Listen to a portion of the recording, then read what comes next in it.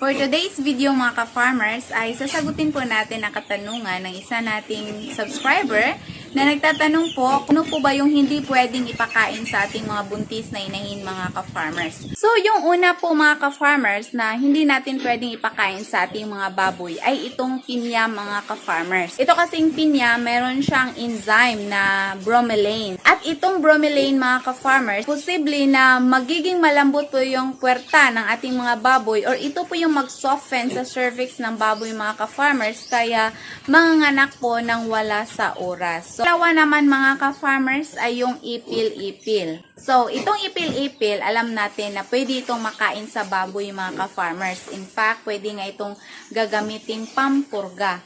Pero, meron din siyang toxin mga ka-farmers na pwedeng makunan yung ating mga baboy at pwede din na maka-infertile sa ating inahing baboy mga ka-farmers.